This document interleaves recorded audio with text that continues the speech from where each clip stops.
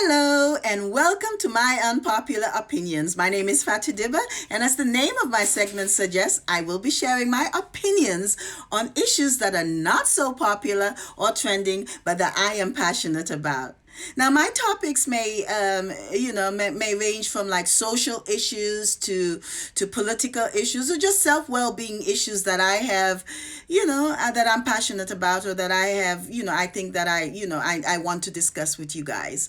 There may be issues that are taboo to talk about in the Gambian society or in Africa, or just trending issues that people have different opinions about. Well, these are my unpopular opinions, and I thank you for watching.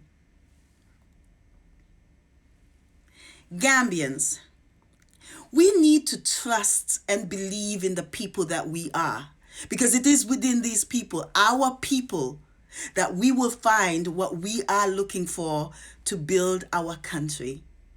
The people that can help us, the people that can help us become what we need to become as a country are Gambians. They are amongst you. They are you. And whilst there may be other developed nations that inspire us, whilst we admire and envy the opportunities that are available in these developed countries, within ourselves, we will find people that can and should help create these same opportunities for us, for us Gambians, that these developed countries have created for their citizens. We have good Gambians that can develop Gambia for us. Our citizens, especially those living below the acceptable standard of living, they don't have to be forced to settle for a low quality of life, whilst those, at the top who have all the opportunities or who are close to the leadership, to the president, enjoy a luxurious lifestyle.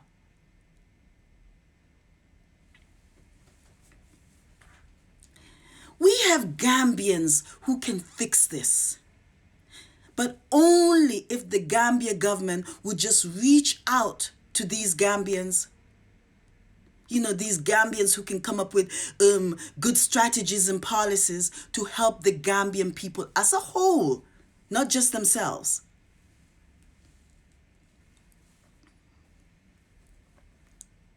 So it's not the capability as Gambians that we lack, but the fact that our leaders, past and present, seem to lack the morality to get past the selfishness, the pride. Oh yeah, that's a big one, the pride.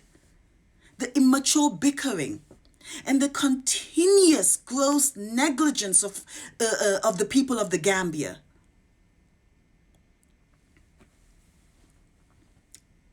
The president and his government seem to lack a sense of loyalty to the citizens of the Gambia, or at least not enough to take the appropriate steps to attempt to lift the people of the Gambia out of poverty.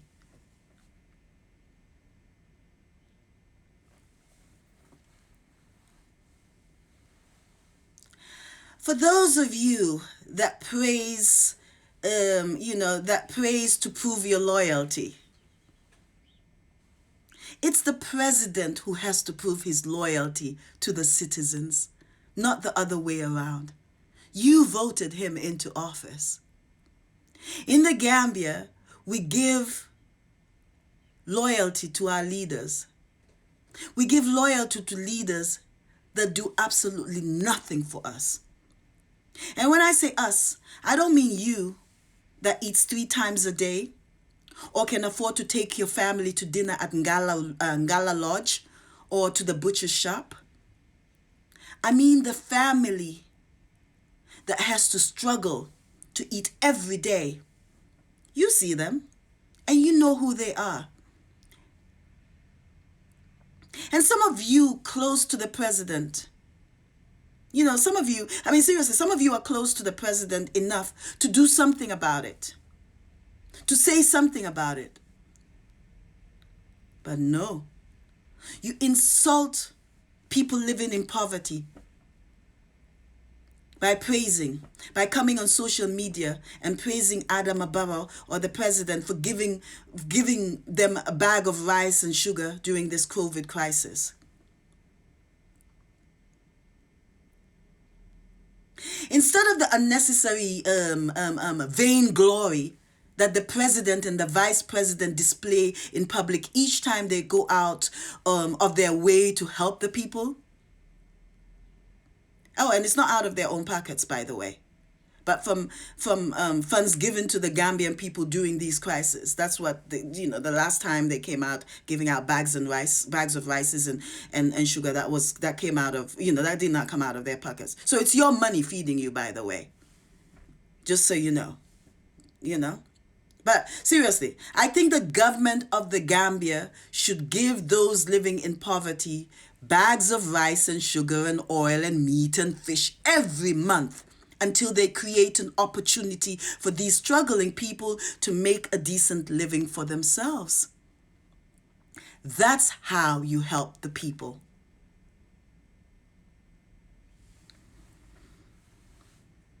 So instead of coming out and boasting about what you've done for the people, do that. We need forward thinker leadership. See, now, people follow the example of the leader. If he is a forward thinker, the people become forward thinkers. People's ideas and sense of innovation can be triggered by the willingness of our leaders to take risk and bring on experts who will take the lead in stimulating the country's socio-economic growth. And sometimes a leader must let others lead for his own good, but most importantly, for the benefit of the country.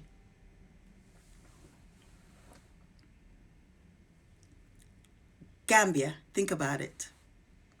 Many of our people are highly intelligent, educated, or have the skills and passionate drive to come up with strategic plans to boost our economy. Many Gambians are experts in their fields, just like people in every other continent in the world, the Chinese, the Indians, the Europeans, the Americans. Put these Gambians to work. Every Gambian is important and must have an opportunity to build their nation regardless of political affiliation.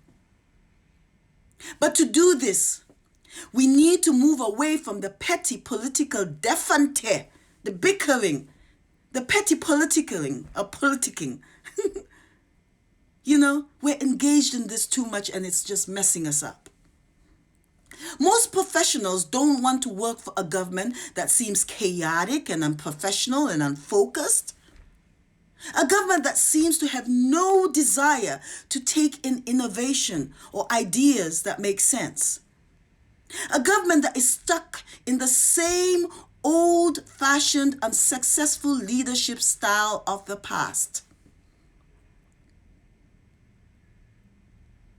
A president and his cabinet, his vice president, often seen celebrating and beaming with pride, vainglory over handouts and gifts received from foreign organizations or countries, instead of putting Gambians in place who can start coming up with ideas to create opportunities for their people to live in dignity by putting forth solutions that will create lasting benefits for the people, and so that we can stop depending on aid in the future.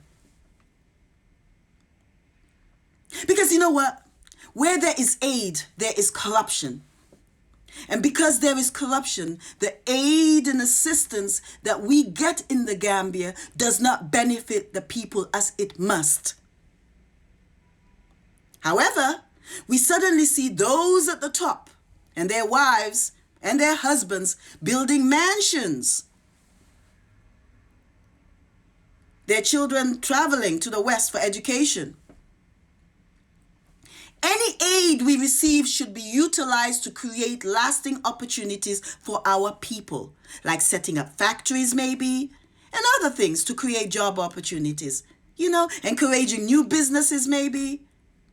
I've had it with the Gambia government depending on handouts to sustain Gambia. It's just, we're done. Think forward. Gambia has technically skilled people, scientists, professors, doctors, nurses, farmers, engineers all over the world and in Africa. Gambians educated in the diaspora, in Africa, in the Gambia, we got them. Oh, and another important thing. It's important that we continue to put emphasis on educating and teaching our people skills so that we can help improve our human development outcome now and in the future.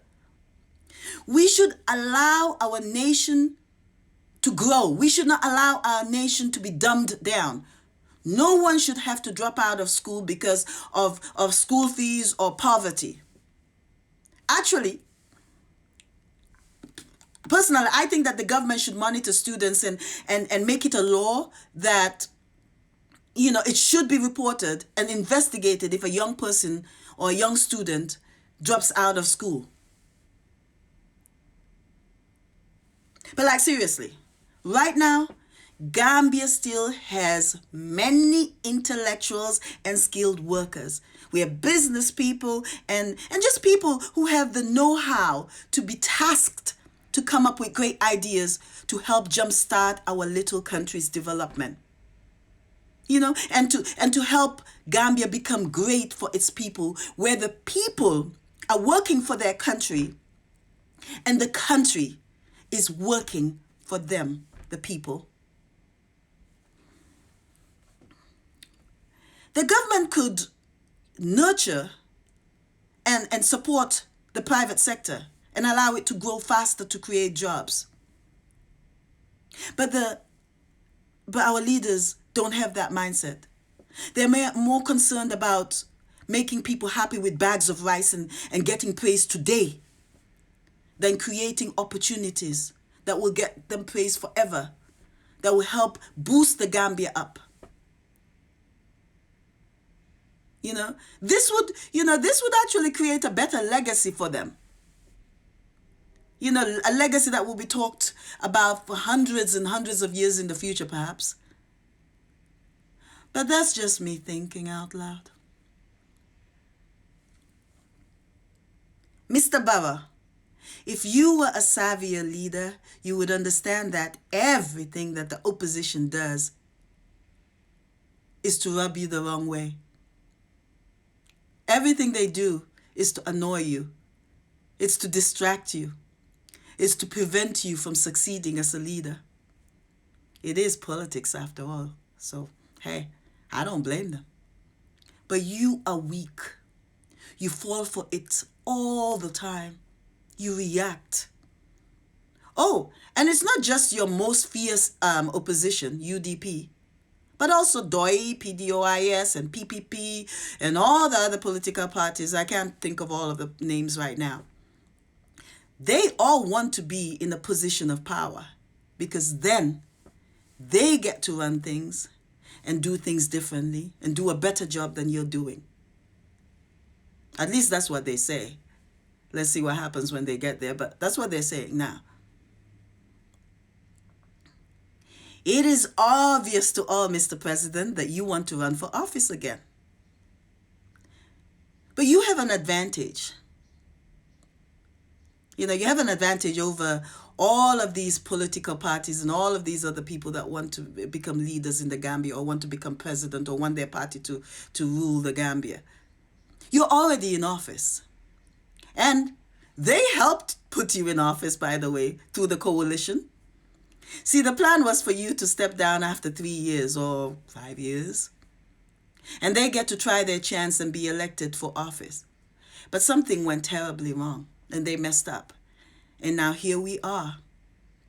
And now you're kind of a threat. You are a threat to them as well as to the Gambia if you don't change the way you are right now. Every politician thinks that they can do a better job and knows what's best for the Gambia. So when they do things, dila chukuñ, yow it nga toppaleen, ñàkkaloo sa boppa respect. That's when there's a problem. That's when you waste our time as Gambians. Mr. President, by reacting to them, you're basically helping the opposition and your opponents waste your time and help you fail as a leader. 3 years you have been fighting with the opposition when your fight should have been developing the country, developing the Gambia, and making life easier, at least a bit easier for Gambians, so that the majority of us trust you. That's how you fight back with the opposition. That's how you leave a legacy. But don't mind me, these are just my opinions.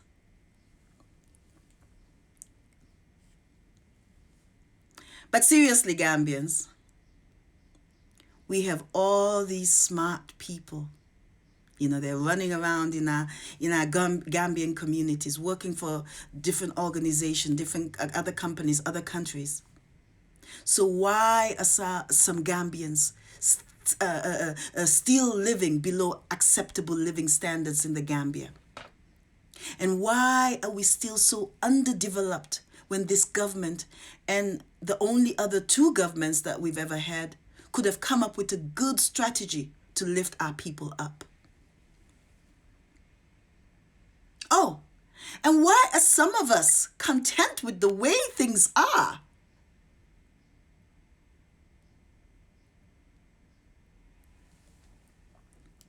We must all at least agree that the inaction and corruption of our Gambia governments, past and present, has always been a problem. But then also because of the fact that we, the citizens, are also dangerously content with mediocrity. And it's very scary. When we start asking questions instead of accepting how things are in the Gambia and being content, that's when we will start seeing quality leadership in the Gambia.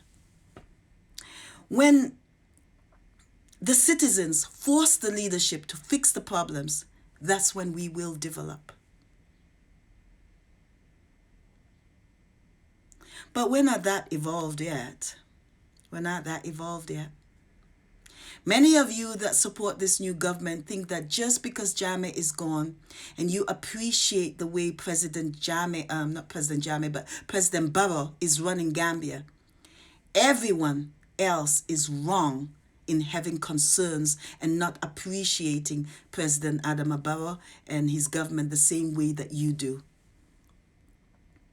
But your constant defense of Adama Barrow, no matter what he does or doesn't do, makes it very hard for us to develop as a nation, because instead of us holding our government accountable and responsible for the lack of development in our country, we are busy fighting each other over our political leaders. We are so intolerant and angry at each other, against each other. We won't even focus on the issues at hand. This is a distraction, and it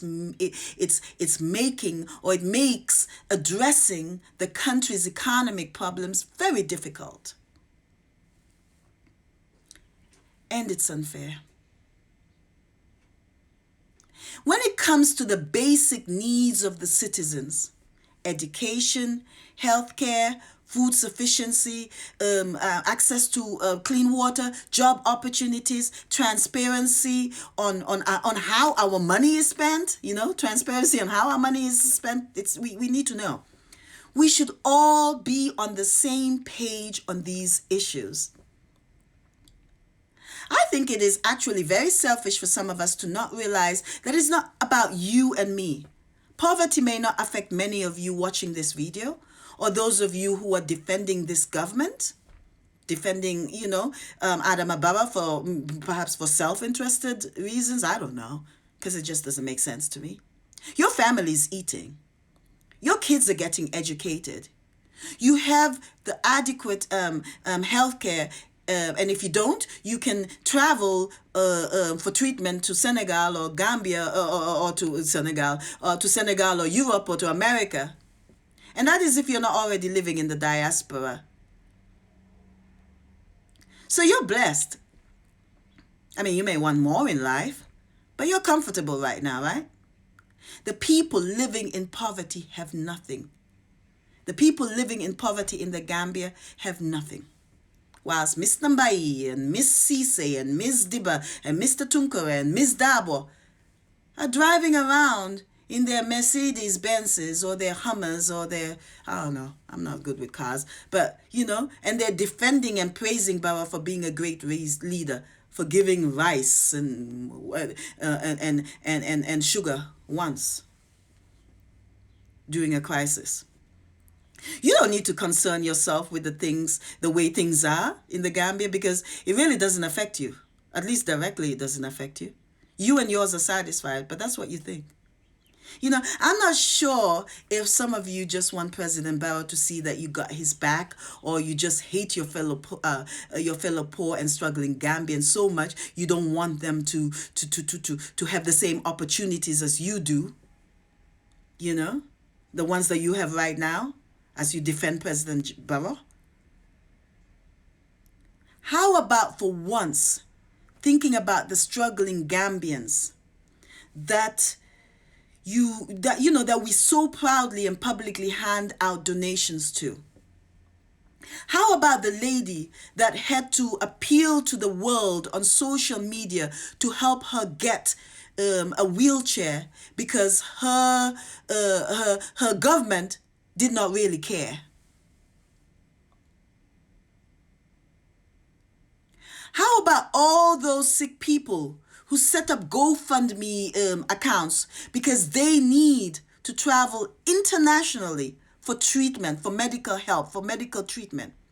And we donate our monies to help send them, for these treatments because we don't have the proper tools and facilities to cure our people in the Gambia. That's the government's fault. How many Americans and Europeans or Ghanaians or even Nigerians have to travel outside of their country for treatment? How many, if any? Probably just a few. So you just want our people to live in poverty, accept your charity so that you can get blessed whilst they keep begging for help? The best charity we can give our people is to fight for their lives, fight for their lives to be improved, especially if we have the power to do so. And some of you do. You are close to leadership.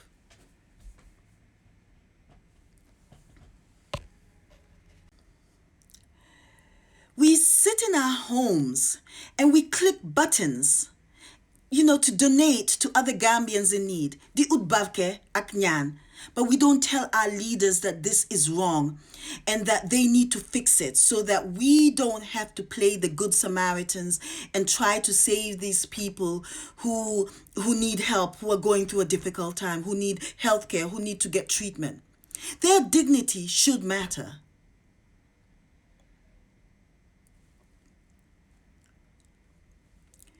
You have to remember that those affected mostly by poverty can't fight for themselves.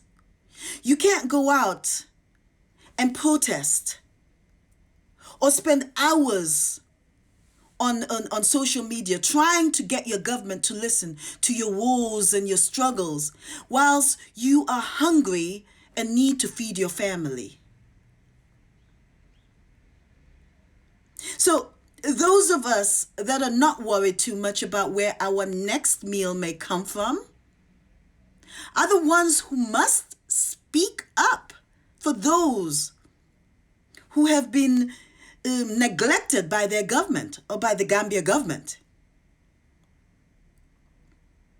It is our social responsibility to speak up for those Gambians struggling with poverty and joblessness and inadequate health care.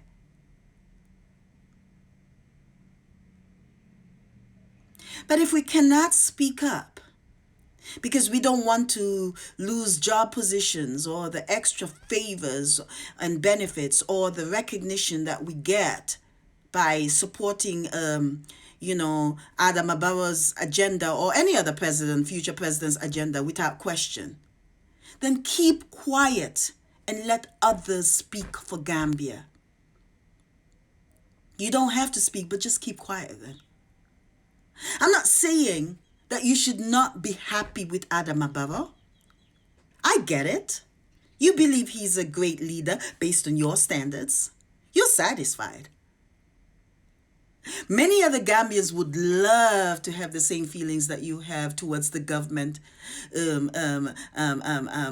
because, they're satisfied, they're content, they've got the things they need. Healthcare is wonderful. They've got jobs, their children, are going to school. I mean, yes, they would love to be as happy as you are. Personally, I want more from this government. And so do most Gambians. And you should too, you that supports this government. I think that you that supports this government, and its policies or lack of good policies, deserve more than you're getting, and you're selling yourself short. But of course, that's your prerogative. But please let others try their chance to bring change to the Gambia.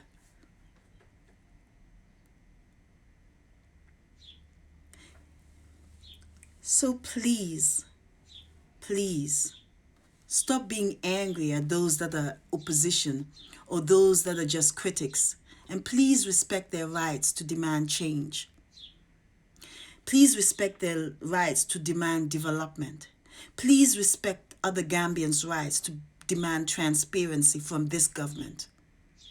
This makes it so much easier for us all to be happy as a nation. Every Gambian should be able to give our government public feedback or just feedback without being seen as enemies of the state, enemies of Gambia. Those who support the Gambia government should actually be the government's strongest critics, even if it's privately. See, if I was a big supporter of Adam Barrow or any other leader that comes in the future, and I use my good name to defend him or them or her, he or she better be ready to hear criticism from me. That is if he messes up or he or she messes up. Since I generally and I usually support and defend his or her actions. Some of you are so close to Adam Barrow and have the influence and power to speak for the poor and the struggling Gambians, as well as help him, Mr. President Barrow, as well as help him make a good name for himself. You have the power to help him make a good name for himself as well, but you won't do it.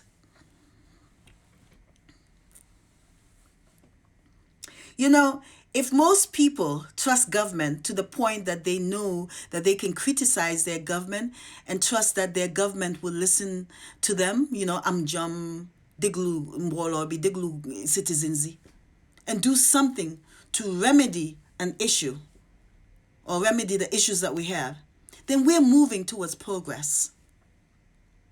There is so much work to be done.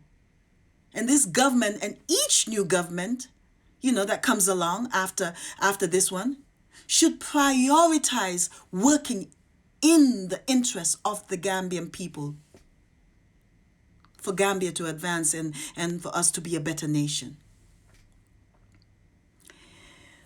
Anyway, I am not affiliated with any political party for now. And I like it that way because I want to be able to speak up for Gambia without having to worry about my loyalties to a politician or a political party. And this shouldn't be the reason why you shouldn't speak up for Gambia either, but a lot of people are very loyal to their politicians and their political parties and their presidents that they won't speak up for Gambia. So, anyway, understand that I am coming to you and appealing to you as a Gambian. Nobody's mouthpiece, just my own. Let's work together to help Adama Barrow and every president that comes along. And working together does not mean we constantly praise or criticize, his every move. It does not mean that we attempt to shut those who praise him up, or those who criticize him up. He deserves praise sometimes, and he deserves criticism. We're all helping him keep the balance, right? As far as I'm concerned, this video right here and every other video that comes along is going to be my constructive feedback to President Barrow and to my people. Now, the president and his government can resent me or may resent me, and his supporters may resent me for this. But this is my truth to power. And think about this. If Adama Barrow was a great leader, you would not have to defend him so much. And we would not have to criticize him so much. Think about that.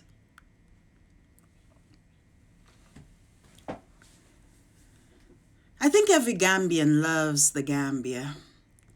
I think we all just show it in different ways.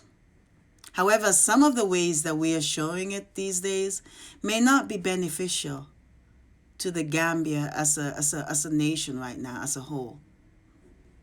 For example, if you're just a blind follower who just loves whomever the president is, be it Adama Barrow, be it Halifa Sallah one day maybe, be it Hussein Udabo one day maybe, but you have no desire to ask them to make your life better by improving the country's institutions.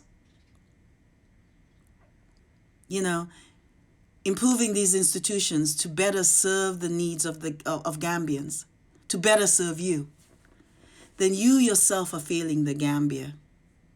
You're failing yourself. The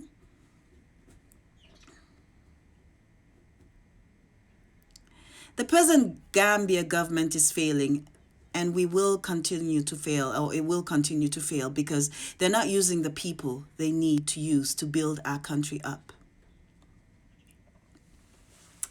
Mr. President, people can still work for you, even if they don't support your politics, even if they support UDP or PDOIS, DOI, or any other political party. Mr. President, one of the best ways to lead is to let others lead. Let's welcome innovation and ideas. Many of the people that you surround yourself with, Mr. President, don't have any. Create a think and do tank of people who have similar results-driven ideas. Challenge them to help you boost Gambia's economy.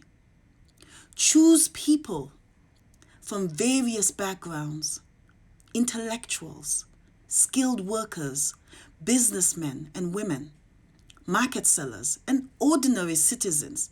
Everyone has good ideas, sir, educated or not. Bring them together. Have them share ideas. Fresh people, fresh ideas. People who are not driven by popularity, money, power, or any self-interested motives. Just people tasked to come up with a plan and ideas for Gambia. Right now, many of the people that you surround yourself with, or the people that surround you, are self-interested and not doing what they're supposed to do to help Gambia or even to help you look good. And at the end of the day, we're going to blame you, Mr. President, not them. It's your legacy. I promise you, I have nothing against you personally, but your legacy is not looking good. You're not doing anything for my country right now. Anyway, people, I have talked a lot, but my final words to you are, what should drive our passion as Gambians is what we could all become as a nation and not what we are individually. Our growth as a nation depends on our attitudes, our willingness to let go of our past mindset and become forward thinkers. And just, focus. Gambia is very small. And if we focus on science and technology and agriculture, if we upgrade our healthcare system, our education system, if we educate and have programs that teach our youth skills, even high school dropouts or elementary school dropouts, even the uneducated adult, if we can teach everyone skills and just educate the Gambian people, then, you can just imagine how great a little country we can become, how great a little country Gambia can become. You may not agree with some of the things that I have said today, and that's expected. But if you agree with just one thing that I said, that's the start. Focus on that. You don't need to get pissed off about the other things that I said that you disagree with. After all, these are just my opinions. Thank you for watching. I appreciate you. And please be sure to follow me on YouTube as well as on my Facebook page, Jongama Fatou, Unpopular Opinions. You can find that on Facebook, and I'm also on YouTube now. I just started out with that, so you can follow me on there as well. But yeah, I thank you for watching. My name is Fatou Diba, and thank you again for taking the time to watch this video. Have a great day.